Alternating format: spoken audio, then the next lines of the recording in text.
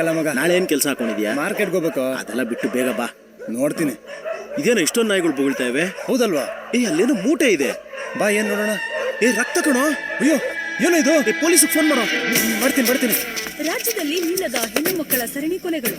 ಕೋಲಾರ ಹೈವೇಯ ಹೊಸಕೋಟೆ ಸಮೀಪದ ಸಿಎಸ್ ಪುರ ಪೊಲೀಸ್ ಠಾಣಾ ವಲಯದಲ್ಲಿ ಇಂದು ಬೆಳಗ್ಗೆ ಒಂದು ಮೃತದೇಹ ಪತ್ತೆಯಾಗಿದೆ.